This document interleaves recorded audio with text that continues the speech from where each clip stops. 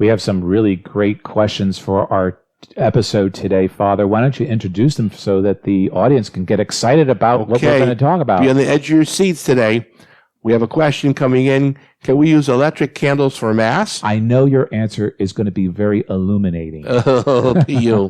Can Catholics wear crosses, or must we always wear a crucifix? Very interesting, because a lot of people have different tastes. Only your jeweler will know. Someone noticed there were no bells on Holy Thursday. Did the bells break, Father Briganti? Well, it'll be very interesting to tell you what the instrument is used when the bells are not working. Or when Quasimodo's on strike. And why is there no Mass on Good Friday? Because Father Trujillo's tired that day? Or no. Oh, okay. But stay tuned, and we will give you the answers will be answered. Regina Caeli, laetare, Alleluia. Quia quem meruisti portare, Alleluia.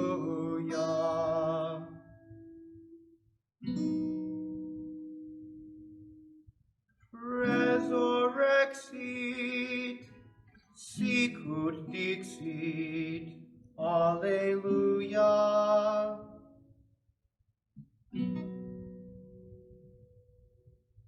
Ora pro nobis Deum, Alleluia.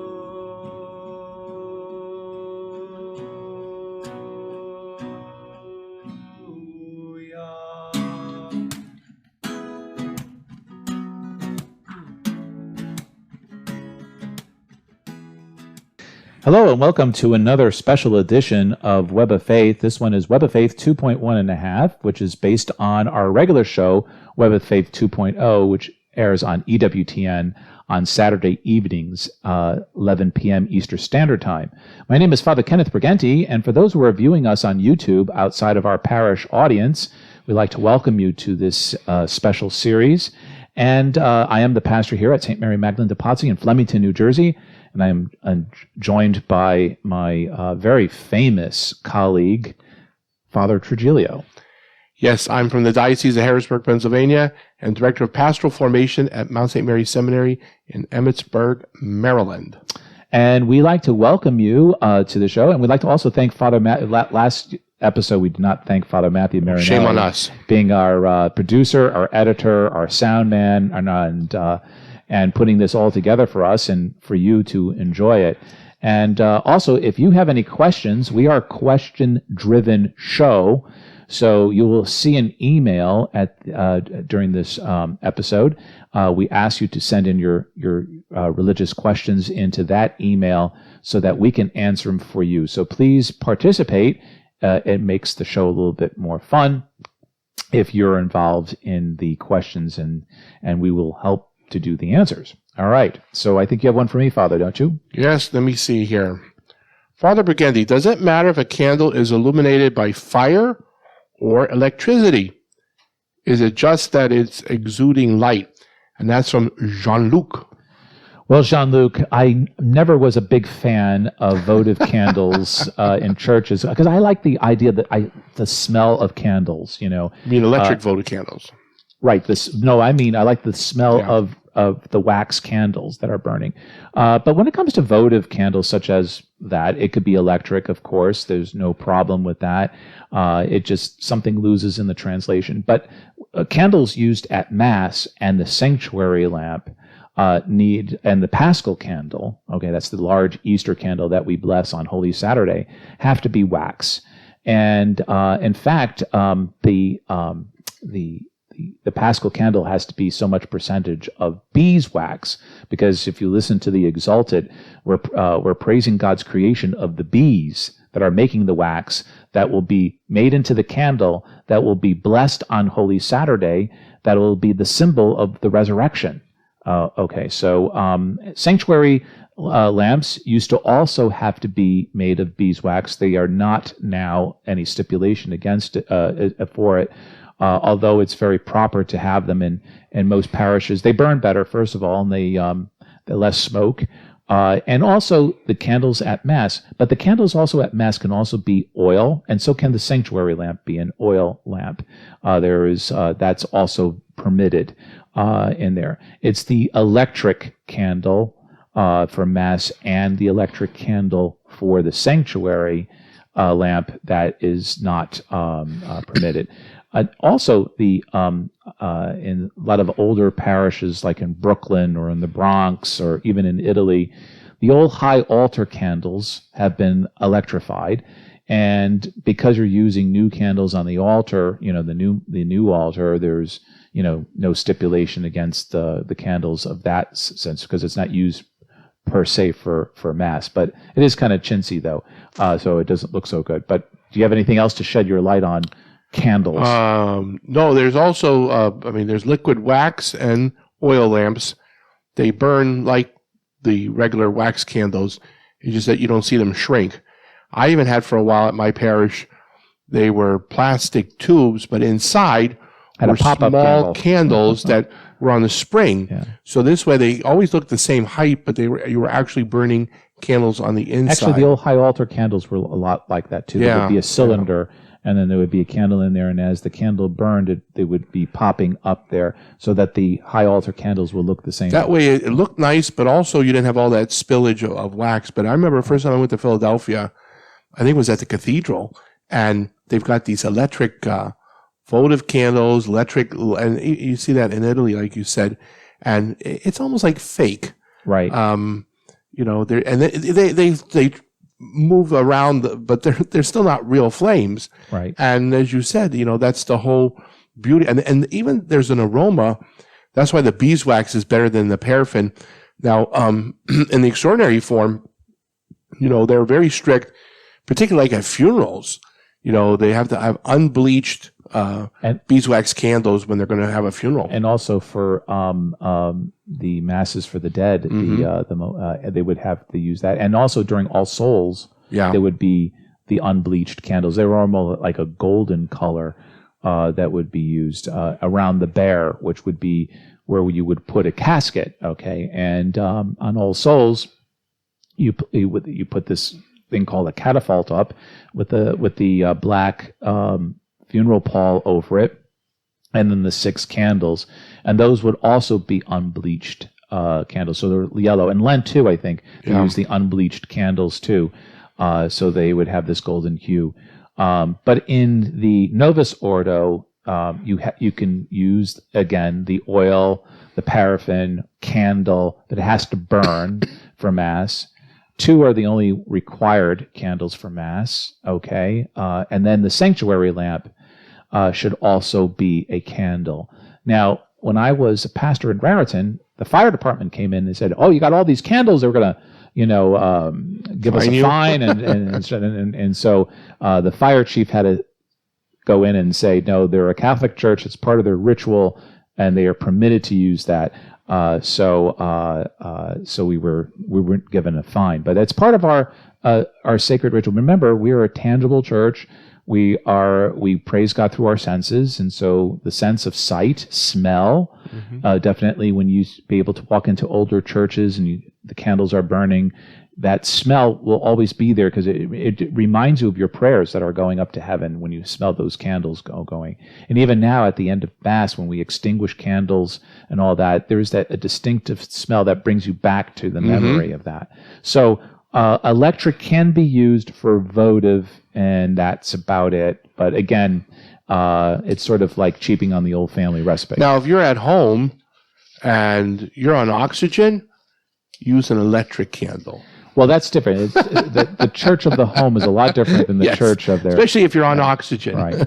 But we're talking about official liturgical use then, as opposed to devotional. And you can use electric candles in church, too, for devotional, for saints as well. And we've seen that, so there's no problem. Okay, dear Father John, I know as a Catholic we wear the crucifix with the corpus on it to show our faith. Is it okay for Catholics to wear other crosses without it? Some of the ones without the corpuses are very beautiful. I just don't want to do anything wrong. Sincerely, Lucretia. Wow. I wonder if her last name is Borgia. Lucretia Borgia. That's a don't- name you don't hear too Just don't often. accept any cookies from her. Yeah, that's right.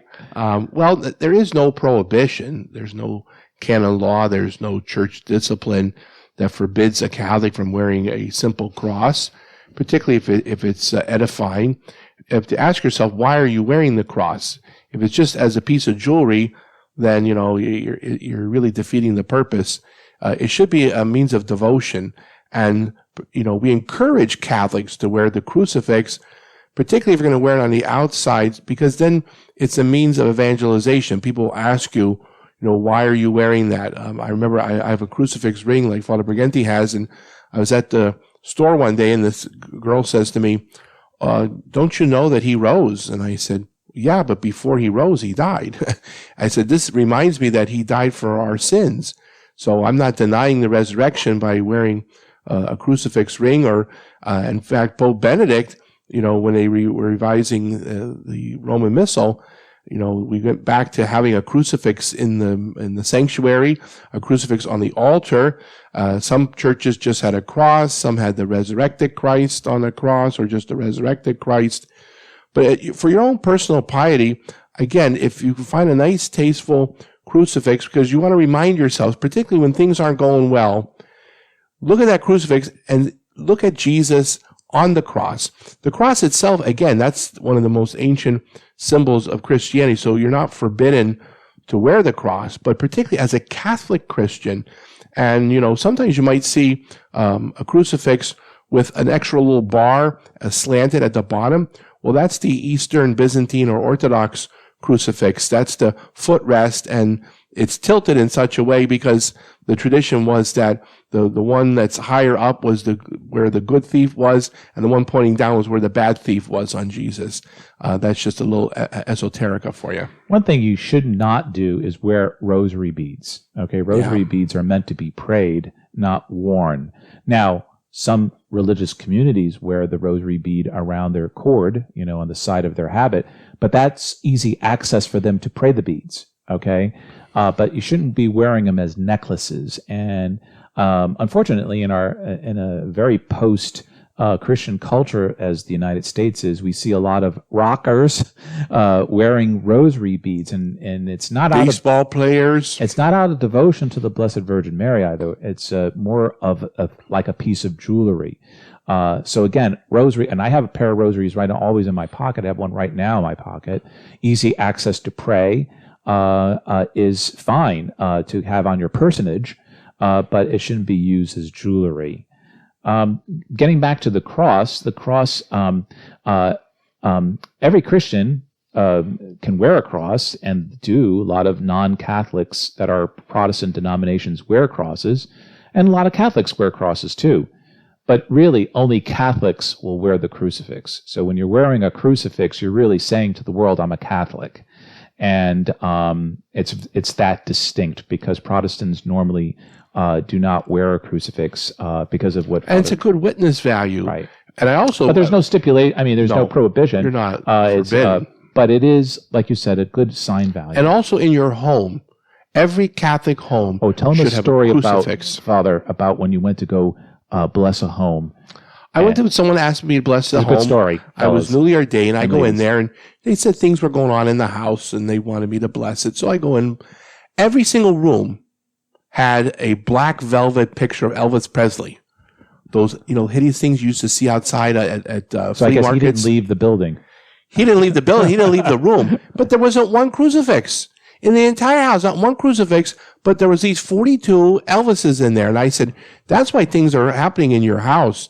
I said, it's not Elvis who's doing it. I think it's Jesus saying, hey, I should be your Lord and Savior and not the King.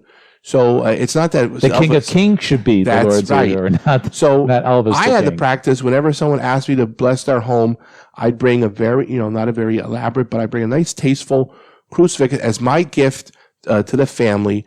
And I'd say to them, I'm going to bless your house under one condition, that you hang this crucifix conspicuously. All right, not hidden somewhere where people won't see it. Now, I remember, and I know Father Briganti and probably Father Matt remembers too, when we were growing up, we had a big crucifix over the TV set, And as you left the house every day, you would see that. And again, that was a reminder to you that Jesus died for us and he paid the high price. So please try to be good, because it was our sins that put him on that cross. And you couldn't help but see that as you left. Now, I went to my cousin's house one day, and what did they have in their living room? A huge mirror, so they could look at themselves. I said, why don't you ditch the mirror and put Jesus up? It doesn't have to be a wall-sized crucifix like you have in a church. But again, if you were Jewish, you would not hesitate to have a menorah somewhere in your home.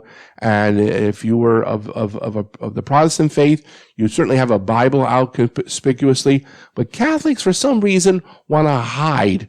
Not that they're modest or humble, but sometimes they're actually embarrassed by their faith. Well, and also before the coronavirus hit, Father Matthew and myself would do house blessings.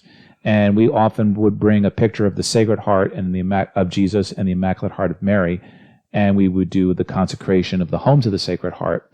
And that is also a very traditional thing to do, to have this beautiful devotional icon or picture in your home. A beautiful article was just written about how in this coronavirus the Church of the Home is being rekindled.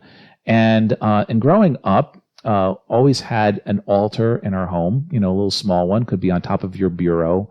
That's where we put a beautiful statue of the Blessed Mother, would have my prayer books, rosary, Bible, a cross, a crucifix, and all that. And a lot of homes used to have that.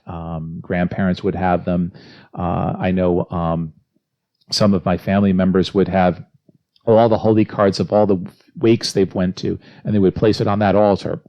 And then at May, flowers to the Blessed Mother on that altar for the month of May and what have you. So this was a way of enkindling devotion at home. And then in the present climate, people would say we need a prayer space. That's yoga mats and prayer space. Well, Catholics, we need a prayer space too, but we don't need the yoga mat for that. No. We can have a beautiful altar in our home with statues and little beautiful statues of the Blessed Mother or Saint Joseph's or whatever devotion you have. And again, you could put a candle there. That's where the electric candle could be nice. Yeah. A little votive candle there, and things of that nature. And that could be your prayer corner in your home, where you say your morning prayers and evening prayers, or the family gathers for the rosary. So a prayer space at home is very important, religious one. And I think in this coronavirus, a lot of people are recreating these prayer spaces that maybe their grandparents had in their home. And so that's a beautiful thing to do. My Polish grandmother used to have 14 little statues on her top of her bureau there. And she would talk to them, and ask those particular saints like Saint Stanislaus and Saint Casimir. And, it's a nice, like Father Ken said, the home is what we call the domestic church. St. John Paul II brings that out in encyclical Familiaris Consortio about the family, and talks about the domestic church. And so maybe this is a chance to recapture some sacred space in your own home. So that you can take what you have from the Mass, because some of you may only be coming after coronavirus, to Sunday Mass. It's a way of bringing Sunday Mass for the whole week in your own home by having your own prayer space and devotional. And so these are good things to do. But again, we shouldn't be wearing the rosary beads or things like that. We should be praying them. Crucifix or cross, doesn't really matter. Crucifix is more of a Catholic symbol. Catholics specifically wear them as opposed to non-Catholics. And so that's why that could be a good evangelization tool. Okay. Krisha, thank you. This one is for you, or was that one? No, that's my turn now. Is it your turn? Okay. I share the airspace with Father Trujillo. Right, no. Make that note. Fathers, I really miss seeing you at our parish every week. We were watching Mass during Holy Week and sometimes used a different noisemaker than the bells during the consecration. Did the bells break? And that's from little Joey. Little Joey, I think you're talking about Sister Faustina, and you heard the clacker. What happens is after Holy Thursday on the Gloria, which is sung, normally it's sung on Sundays except during Lent. and it's only 3 times that it's, 2 times during Lent, St. Joseph's Day and the Annunciation, and then during the Sacred Triduum, it's sung on Holy Thursday, and then not again until Holy Saturday, the Vigil, at the Vigil Mass. So it's almost like fasting from the bells, because bells are always a joyful sound. It's a reminder, a call to prayer. And so when the bells ceased during that Holy Thursday till Holy Saturday, it's really symbolizing of the sacred and also of the sorrowful passion that's going to be ensuing on there. So at the Mass on Holy Thursday, after the Gloria, in which the bells cease to exist, and that also would be the church bells outside too, if we had them, would also cease to be played. And normally after that too, even the organ would be toned down, and it would be just mostly chant until Holy Saturday evening. So, although there is no stipulation in the new Mass for that, but normally parishes would even go and tone down the music range of the organ or piano or what have you. So what is used at the consecration then is this instrument that looks like a little bit of a hammer, and you just knock it 3 times, whereas you used to use the bell at the consecration of the. It has a special name, but it escapes me now. Some archaic. It's it's the Coronicus, something like that. It's almost like coronavirus, but it's not that though. But it's like the Coronicus,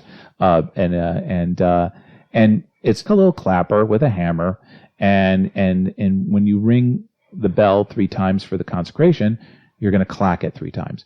So it has very little short shelf life. It has just Holy Thursday, and if you had a procession to the repository, normally you would use bells in procession. Here you would use the clacker as well. So that's about the only thing. So little Joey, I hope that that's good ears and good observation to pick that out, because it could be it's a very small fact, but it has a very profound meaning in liturgy. So, Father, this one is for you, and it's by little Joey's father, actually. It's Big Joe. Okay, Big Joe. Okay, so this one's from Big Joe. So I just wanted to personally thank you and everyone who made the Masses possible during Holy Week. It is a tough time for us faithful not to be able to attend. You all did a wonderful and beautiful job given the circumstances. Please thank the readers, Frank, the deacons, and whoever else helped behind the scenes to make it possible. My question is this. In the Masses, why is there no Mass on Good Friday, but there is one on Holy Thursday and Holy Saturday? God bless. God love you, Joe Hubbard. Okay, Joe. That's here in Flemington. And you're very observant. It's true, there are no Masses on Good Friday, and that's to liturgically represent that Jesus is dead, and he's placed in the tomb. So the only Masses that are permitted after the Mass of the Lord's Supper on Holy Thursday night is at the Easter Vigil, which is Holy Saturday night. So all day Good Friday and Holy Saturday morning, Holy Saturday afternoon, no Masses are to be celebrated. Now, in extraordinary form, they used to have what was called the Mass of the Pre-Sanctified, similar to what is done in the Byzantine and Eastern Catholic Church. That merely meant that it looked like Mass, but the priest did not physically consecrate fresh bread into the Blessed Sacrament. They used already consecrated hosts that were in the tabernacle. Because again, the idea was no Mass was to be celebrated between the time of Jesus' death until his resurrection. And that's why they would call the Mass of the Pre-Sanctified. Now, since the revision of the rites under Pope Pius XII, we call it now the service of the Liturgy of the Passion. And as we mentioned in a previous episode, that consists of 3 parts. There's the reading of the Passion narrative.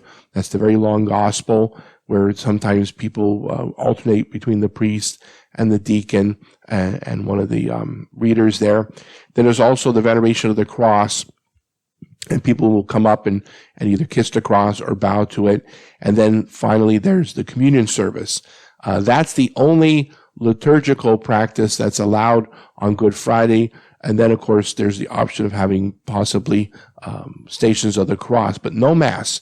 No Mass. In fact, Holy Communion can only be given in absolute emergencies if somebody's at the point of death and they need viaticum.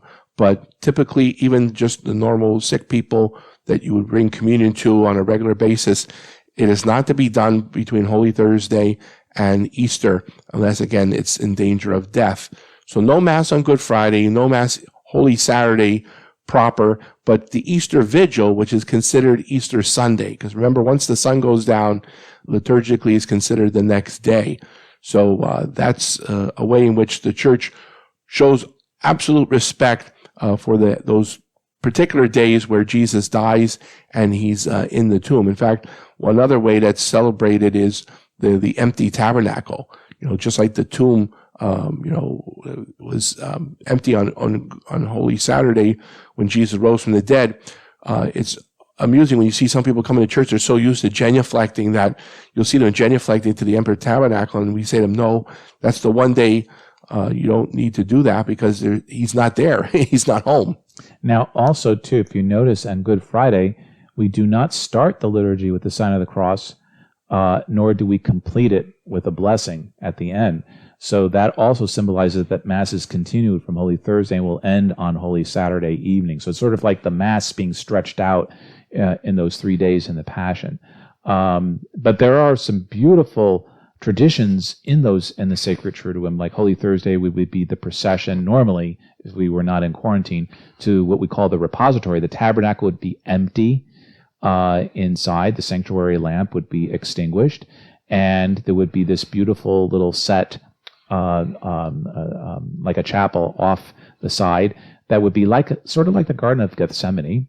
And that's where the Blessed Sacrament then in procession would be brought to, called a repository. And people are encouraged then to stay there in prayer. Usually, at least to midnight, the churches are left open. Some are earlier, some are later. And that's where the adoration would be in the repository take place. And then also other customs would be the processions, like in Latin customs of the statue of the Passion. So be Christ taken off the cross, called the Dead Christ, and then Our Lady of Sorrows would be in procession, especially among the Spanish and the Italian cultures. These are very big. And then in the Polish custom, on Holy Saturday, there would be a empty tomb. There would be a recreated tomb that's empty in a lot of Polish parishes to symbolize the resurrection. And the blessing of food. That would be in the morning, yes, and people used to have their homes blessed too on Holy Saturday as well. And then, of course, the things that we have today, the risen Christ statue, the candle, Easter candle, are all the symbol of the resurrection. So there's wonderful traditions surrounding Holy Week and the Sacred Triduum. All of those things, however, you can find in our Catholic Mass for Dummies book that we wrote, because we wrote a little section on the different things and elements of celebration. So anyways, we come to a conclusion of another episode. And that went by fast. Again, we are going to put an email address up, so please write in your questions, and we'd be happy to answer them here on our next episode of Web of Faith 2.1.5. Also, thank you for your continued generosity to the parish here, either sending in your donations by post or dropping it off at the parish offices during the week, or in church on the weekend if you come for adoration, or if you signed up for electronic giving or texting or PayPal. Whatever way you do, we thank you for supporting your parish and for supporting the church to keep the mission going. So now we come to a conclusion, and we'd like to give you a blessing. So, Father, why don't you lead us in your blessing? The Lord be with you. And with your spirit. May Almighty God bless you, the Father, the Son, and the Holy Spirit. And may God bless you until we see you next time. Bye-bye. Rejoice. Alleluia. Alleluia. Come on. For he whom thou didst bear